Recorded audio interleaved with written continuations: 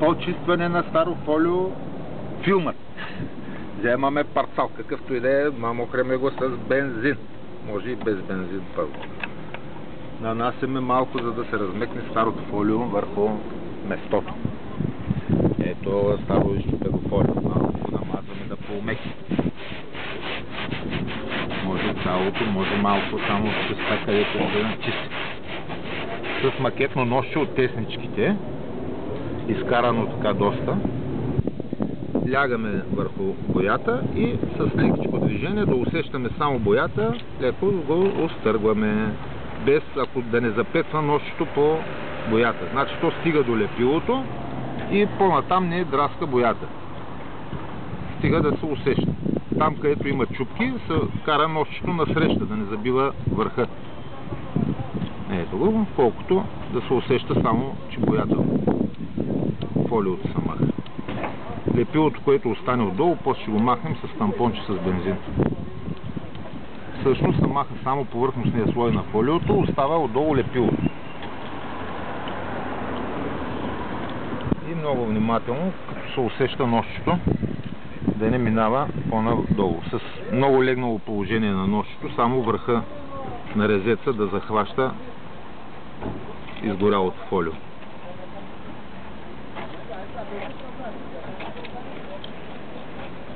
Във всички посоки може да се върти с цел да се закачи фолиото.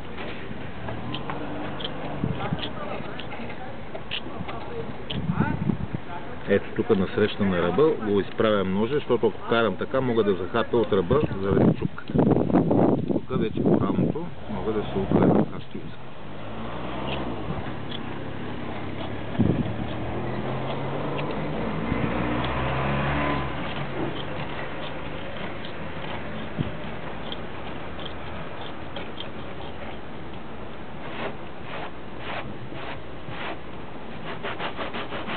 Пак малко бензинче и пак с ножчето. Точно като бьорнето.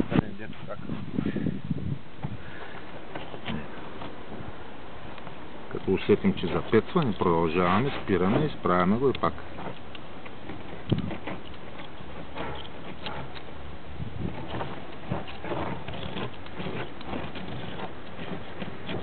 Не е много рязко и бързо, за да не захванем боя. Вот в колата. Захващаме само фолиото.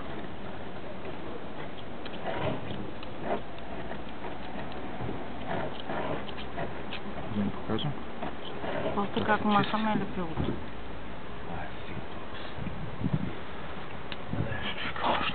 После снимаме ли? Да. Слагаме на гъбичка с абразивната част или на парцал, само че с абразивната част по-бързичко ще се махне първия слой от лепилото. И ето го вече на остатъка от лепилото. Внимателно го с кръгови движения го разкисваме и обираме. Ето къде има лепилце. И то трябва да стигне до чиста бяла боя, да се изнесе. За целта, като го размачкаме малко с това, понеже стана каша, после го обираме с един парцал, пак напоен с бензин. Ето, когато го изчистим, значи лепилото се разкашква и после го обираме с бензиново парцалче. Ето, тук е останало, пак продължаваме с кръгови движеница, бършим, за да видим. Като изсъхне парцала или гъбичката, пак слагаме бензинче, да може да се разкисва по-бързо. Ето с по-сухия парцал, като видим, се вижда къде е останало. И го продължава. А после като го махнат, и после като го махнем, паса пак с един по-чист парцал, пак на мокрен с бензин, просто отгоре, за да се оберат остатъци от следи разни и после на автомиската се пали всичко. Вариант с спрея? Спрея е абсолютно същия вариант. Абсолютно същото, както изглежда тук, така става и с спрея. Само че спрея е доста.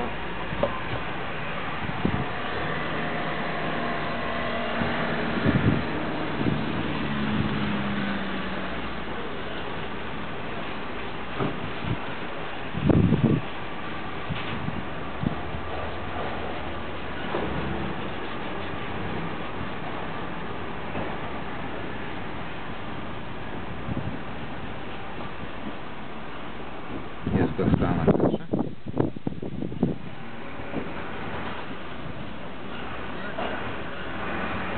И то се убира с каша. Ето тук е останало малко. Продължаваме. Като се натисне тая гъба много и не може да функционира вече, хвърляме, слагаме друга.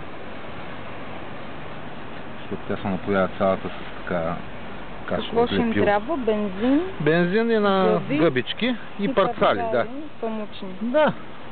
Или вълни. Не, памучни, да. Памучни. Да може да убират после. И малки нощчета. Да, и нощчета от тъпички. За да може да легнат по-лесно с огънат. Она дебелия много такъв твърд. Може да заберат боя. Да не е също такова, може и по-друго. Е олфа сега. Да, това е 25 ляза. А да не би с китайските да не стане? Няма, да бе, става с всичко. Как не става? Рецепция каша. Добре, и после Веско идва и залепя палеото. Многото. Упорито, с мерак и Важаров, докато спи кафето с едната ръка, с другата бърш. Има чак аз да отида да пиеме ракия. Добре. Като ги залепите. Да. Добре. Да, Да спирам ли?